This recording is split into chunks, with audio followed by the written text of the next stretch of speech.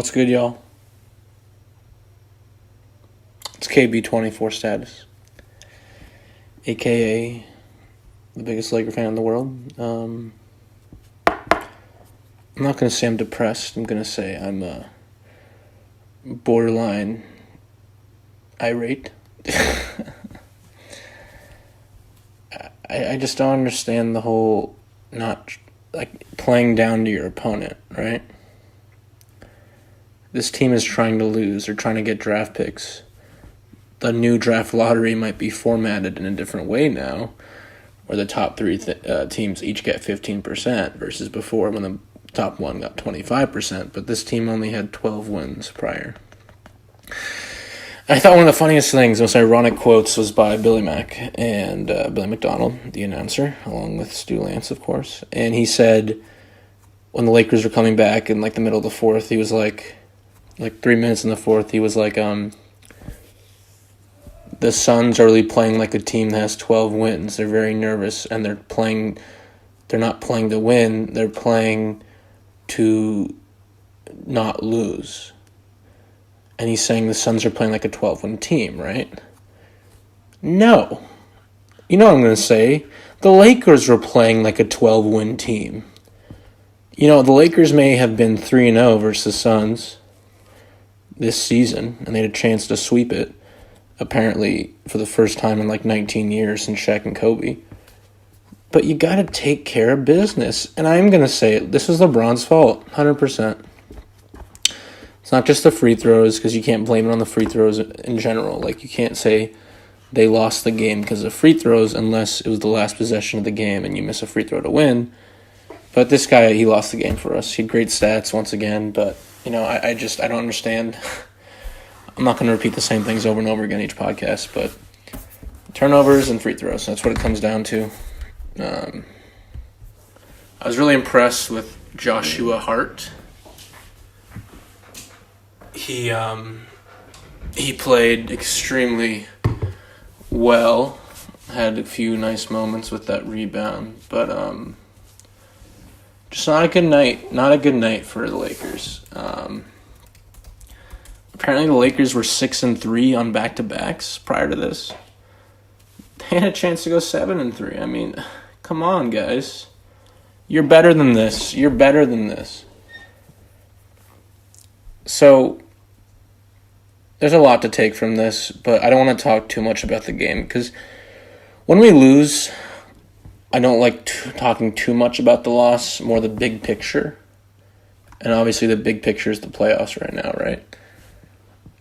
But I do want to talk about our just overall energy, and because it reminds me, I don't know if you guys remember, because I've been watching them Lakers for a while, since I was 6, 7, 2002, 2003, that season. I just remember Shaq and Kobe, they'd go down by 30 points in a game, a back-to-back or a road game or something.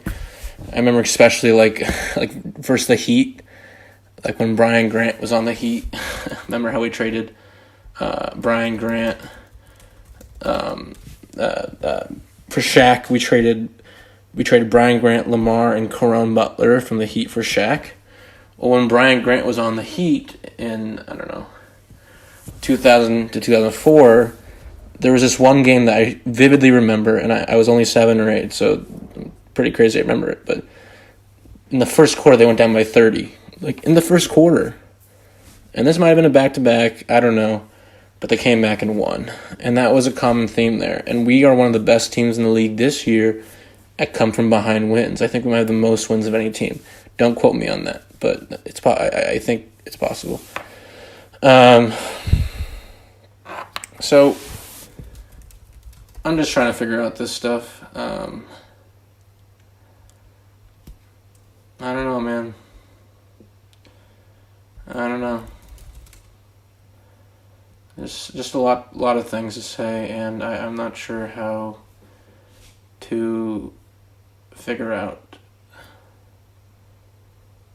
how to come back from the same theme. I said it before. I'll say it again. There were so many games like last night where you thought we turned a corner, and then we get bounced back to reality. We play up to the competition, we play down to the competition. You got to step on team's throat. You can't give them any life. You can't give them the feeling, oh, we're going to win. Oh, we can steal it from the Lakers. Oh, man, guys, we're the Phoenix Suns, but the Lakers and the Suns' history goes back far. And you know what? I'm Devin Booker. Whenever I play the Lakers, there's always, 30% of the crowd is for LeBron, the Lakers fan. And Devin Booker's probably thinking, our games are always not sold out. We have one of the worst tenants in the league. But, oh my God, when LeBron comes to town, it's sold out. I'm going to shut these fans up. Like, you can't give these players those feelings.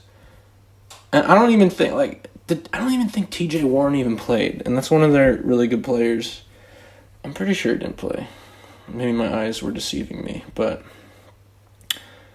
no, he didn't play. Or was he? Am I sorry? Was T.J. Warren traded? No, he wasn't. Maybe he was in. What I'm trying to say is there's these players that are good that weren't playing, so these are perfect opportunities to take advantage. Jamal Crawford didn't even play. I don't even know if Jamal was available, but they're literally giving these shitty players minutes to develop them, and it's just, I don't know how this happens, man. I don't know. I just don't understand. So, let's talk about the playoff picture, and I'll do a story time as well. But, I just... shaking my head, guys. Shaking my head. It's depressing. But, yeah. You know what? Fuck it. Let's just dive straight into story time. I'm going to read off the stats. Actually, I'm going to read off the stats real fast, and then let's go to story time. So, Brandon had 25 points again, 52% from the field, 2 for 2 on 3, 3 for 4 from the line for 75%. LeBron was 3 for 7 from the line for 42%. LeBron had 16 assists and 3 turnovers. Brandon had 3 turnovers. Brandon played 39 minutes and LeBron played 40 minutes. So it's the same turnover ratio. That's really good. That's about a turnover per 13 minutes. A turnover per quarter, essentially, right? Over a quarter. So that's awesome. There's a lot of bonehead plays. I don't understand not finding Reggie more. I don't understand Rondo not having the confidence to make his threes, to shoot them again. I don't understand any of it. Josh played well defensively. He got a few bad calls. And, of course, the spark was JaVale off the bench, shooting 10 for 10 from the field for 21 points. Even JaVale shot better than LeBron percentage-wise. She was 1 for 2, 50%. LeBron, once again, was 3 for 7, 43%. So you got to love LeBron. He's averaging like almost triple-double the past, 5 games or so. 27 points, 9 rebounds, 16 assists. But this guy has the most experience than almost anybody in NBA history in these situations and playoff experience. One of the most minutes played in the playoffs, one of the most games played in the playoffs. I don't get how you can't close out a team that's trash. Because when LeBron was in the Eastern Conference, he would play a lot of trash teams and he would just destroy them. So I don't understand where this is coming from. Maybe LeBron's sidetracked by all his businesses. I don't know. I mean, I watched The Shop last night on HBO. The Shop premiered last night. And so he's all these things, right? Showtime show, Shut Up and Dribble, The Shop, the thing on NBC. Maybe he was watching it last night and just chilling. I don't know. These players, they'll go on away games, they'll check into their hotels, they'll get the call girls to come up to their room, they'll have sex with them, and I don't know if they were hungover or what. I don't know if they're thinking, you know what, I can take it easy tonight, man. I worked really hard last night against the Bucks. I need a break. I need to relax. I need to have a girl with me at my hotel in Phoenix that night, and then, we'll be good because I can take advantage, I can afford to because of the Suns. No.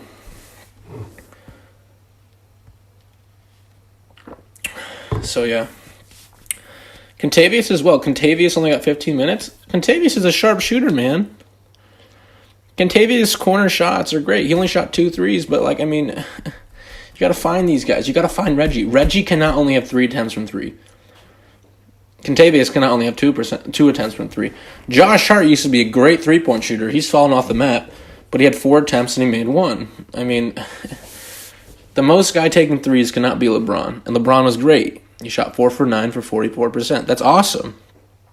But the next highest can't be 4. We are a team that relies on inside out, penetration kick, pick and roll, dump to JaVale, dump to the center, get long rebounds, swing it out, and we can't only shoot 25 threes. It's amazing. Last game, the 3-point thing was identical with the Bucks and the Lakers. They both shot 40, I think. Tonight, the Suns shot 26, we shot 25. The Suns made 6, we made 8. I don't know if this is like some crazy coincidence, but to me, in my mind, that tells me we were playing down the competition, not in our game. We were not playing our game. You got discombobulated, you got frantic, you freaked out, and then you fucked up. All right, let's do the story time. So my story time actually involves Kenyon Martin. This is not a Laker. Well, usually there's Lakers. I should retitle this NBA story times because I live in an area where there's a lot of NBA players in general. And the majority of the time, it's not the Lakers players because the Lakers players are always out anyways, or maybe they're so used to going out that they don't go out. I don't know. But I was at a restaurant called Barry's Pizza in in LA. It's on La Cienega and 3rd. It's on 3rd and Fairfax, actually. Whatever, it's on 3rd. Unfortunately, we did not... I'm sorry, what am I talking about? I'm checked out. Okay. Let's restart this. I got this, guys. See? Unedited raw. I was at Barry's with a friend of mine, and when we arrived, there's a gentleman walking out, and at first, I thought it was Mike Scott. Mike Scott looks very similar to Kenyon Martin, but it was Kenyon Martin. And I thought it was Mike Scott because at the time, I believe Mike Scott was on the Clippers at the time, because Mike Scott got traded, I believe, a few weeks ago. It got traded to the 76ers, but... in my head, I was saying, it might be Mike Scott because he was on the Clippers. He's, it makes sense. He's in town. But no, it's Kenyon Martin, and he was shaking people's hands. He was leaving the restaurant. And in this restaurant, there's a lot of celebrities, NBA players, whatever. It doesn't really matter. I don't really care. I care about the NBA players, just not the celebrity stuff. But the point is, he's shaking people's hands, and he reaches out to shake my hand, and I am so starstruck. Because most NBA players, I get, pretty, worked up. But, Kenyon Martin has a great history. He had... in that book by George Carl, remember that book where he was railing against everybody just to make money? He totally trash-talked him, saying he was a single-parent household, yada, yada. Kenyon Martin has a crazy history, and I really respect it, and I know about it. And so I was like, oh, my God, this guy's a defensive legend. Remember him on the Nuggets. He played on the Clippers a little bit. He was in the Big Three, I believe, a bit. So this guy's still going. And so he reaches out his hand, and I'm starstruck. And I don't reach back because I'm starstruck. I go, do you mind if I have a picture, Mr. Martin? And he goes, no. And then he gets in his car. I was upset. I might have been wearing a Laker... No, I wasn't wearing a Laker hat. I was wearing a Green Bay Packers hat. But, isn't it hilarious? The guy wants to shake your hand, and I'm like, can I please have a picture? And, it's rude to take pictures of people in LA, but if you ask, usually they're pretty cool, especially if it's a low-key restaurant with not a lot of people. But he was leaving, so I get it. He was leaving. He didn't have time to take a picture. He was about to get in his car. But I like to, obviously, have these be memories. I can have a picture. I can tell the story. But I mean, this might be better than the memory. Just having him say no, basically, get out of here, kid. But it was nice. He wanted to shake people's hands. He was shaking people's hands. But it didn't work out. It's a funny story now, but. Only in LA, man. Only in LA. I'll tell you one more story at that restaurant. And I don't lie. I don't fabricate things. So a few years ago at Barry's, like I said, in the playoffs, the Wizards played the Cavs. And I'm pretty sure... It might have not been the Cavs, but in the first round, the Wizards were eliminated. And... John Wall's pissed, and John Wall comes to LA a lot. So John Wall was at the restaurant, and I go in the restaurant, and this might be the year that Paul Pierce is on the team, and they lost second round. I don't think so, but it's possible. Remember when Paul Pierce made that bank three to win it? But it could have been that year. But so I walk in the restaurant, I see John Wall. I don't know it's John Wall though. I just see a few people.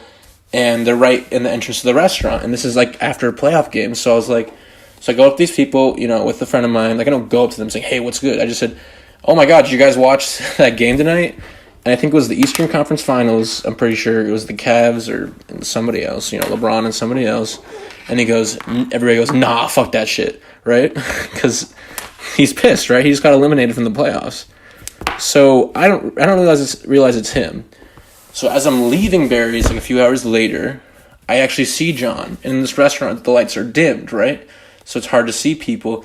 But in the street, of course, it's lit, in Beverly Hills in LA. And so I see John. And I'm walking to my car across the street from the restaurant. And I turn around and I see John getting in it was a Phantom, the Bentley Phantom, I don't know. I'll look it up. Aston Martin Phantom, I don't know. Oh yeah, it was a Rolls Royce Phantom. And I don't care about cars that much. I mean, it's like at this place, a lot of cool people come, quote unquote, whatever, and they'll have nice cars, so they'll park the cars right in front. And so the Phantom was right there, right? So you'll get the story. So I'm walking across the street, heading to my car. I didn't have a Phantom, I just have a Lexus, and it's across the street. And I turn around, and I see John Wall, like I said, getting in the Phantom. And I yell, John! And he goes, nope. Because he's probably thinking I'm some celebrity celebrity. He's probably thinking I'm some TMZ, like, paparazzi dude. And I'm like, okay, whatever. And I get in my Lexus and I drive away. But this is like 2 a.m. This place closes at like 4 or 5. It's called Barry's Pizza, like I said. And so nobody's on the streets on 3 a.m. So I'm driving away, and, when you're across the street, obviously your car is faced one way, and the Phantom is on the other side of the street faced another way. So I'm driving, and he makes a U-turn because he's heading the same way. And I'm stopping at a red light, and his car pulls up at the red light. And I don't look at him. I honestly didn't realize it was him. But we're both going the same way, and I start driving, forward down 3rd Street in LA, Beverly Hills, whatever, in that area, West Side. And he's going super fast, right? So I start going pretty fast. This is real. I'm not making this up. And so, probably for a good, 20 seconds, we were going pretty fast in the street at 3 a.m. where nobody's at. So it was just hilarious. This guy thinks that I'm a paparazzi dude. I get in my Lexus, and, he makes the U-turn, like I said, and, all of a sudden, we're kind of, semi, not racing, just, we're both going pretty fast next to each lane. It was just funny, and, nobody's on the street, like I said, so it was just super hilarious, this story. Yeah, I don't lie. I mean, just an amazing, funny story. So yeah, that's the story time. I'm sorry I wasn't the Lakers, but I think it's just as cool because Kenyon Martin and John Wall, those are legends, right?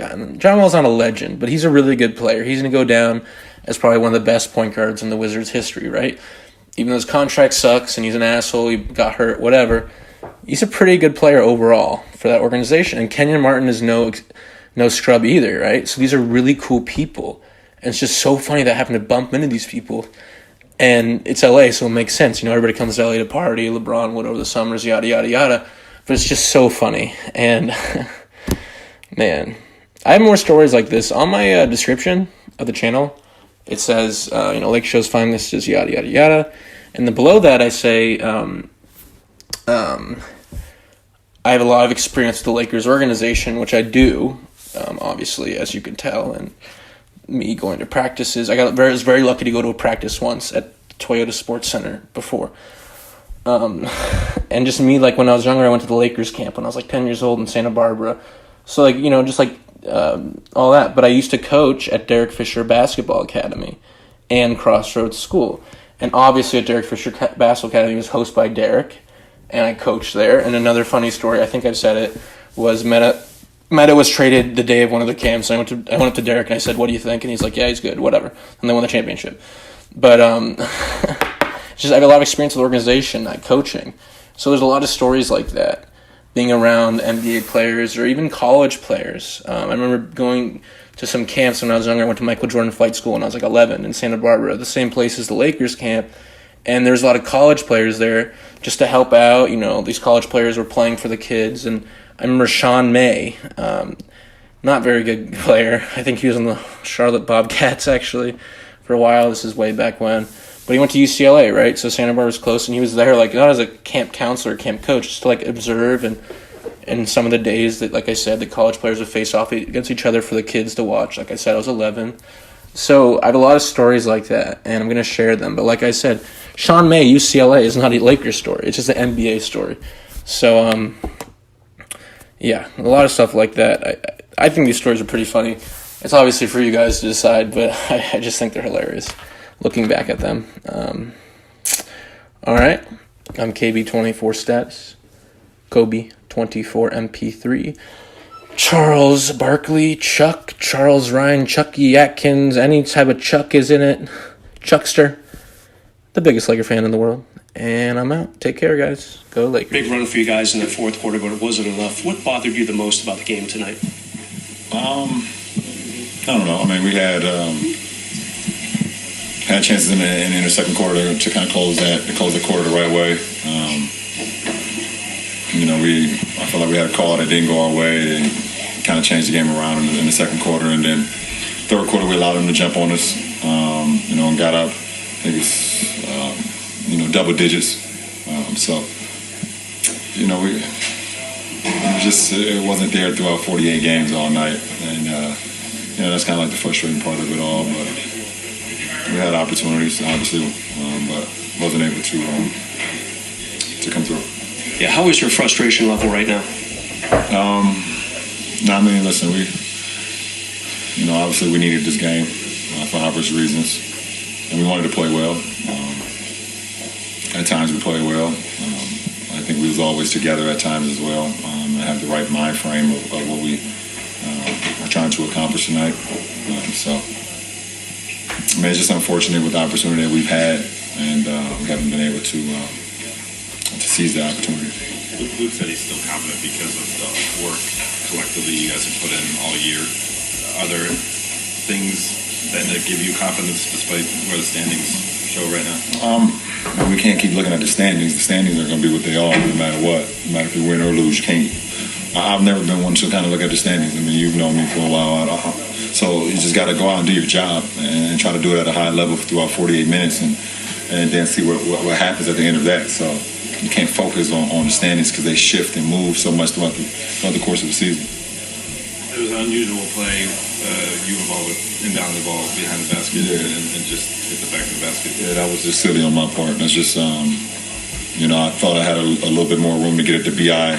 JaVale was kind of right there. I tried to throw it over JaVale's head and hit the foam on the backboard. So that's just stupidity on my part. How frustrating is it when you guys put so much fight in to have you missed those couple of free throws after kind of the run you guys have made in the fourth quarter? Does that stick with you? It's frustrating for me personally that how I'm shooting free throw. I mean, last night I was 8 for 10, shot the ball well throughout the whole game. Tonight I go 4 for 9 or whatever I was. So for the individual part of it, that's frustrating for me to miss free throws. But for a collective group, I know the game didn't come down to those 2 free throws.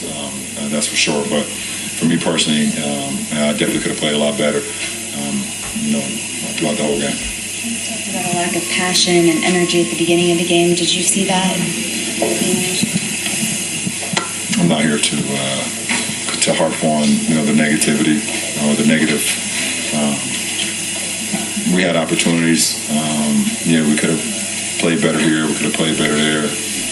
I mean, that's been throughout the whole season. It's been throughout the whole season, but right now, it's a tough loss. It's a tough loss for us. It was a tough loss for us last night. We knew we had gave so much to that game last night. We had to kind of find our own energy. I actually felt a lot better than I thought I was going to feel once I got on the floor. But as a collective group, we didn't always have it. A few of us had it at times, but it wasn't always a 5-man collective, group. At least until those last 5 minutes. There was an emotional hangover from the way the game ended last night. I don't know. I'm the wrong guy to ask. I've played in too many big games. I don't have emotional hangovers. I just know the landscape of the game and how you got to continue to just be ready no matter what the circumstances is. So I'm not the one to ask about that. Last question, please. Who'd you make of JaVale's energy out there today? He was wonderful. He was great last night. Even the opportunity, the small amount that he got last night, he was great last night, and he was great tonight on both sides of the floor. His activity, Obviously him around the rim, us trying to throw it to him and him being able to finish. Knocked down a couple jumpers, got some block shots, so he was great. He was great all night. Thank you.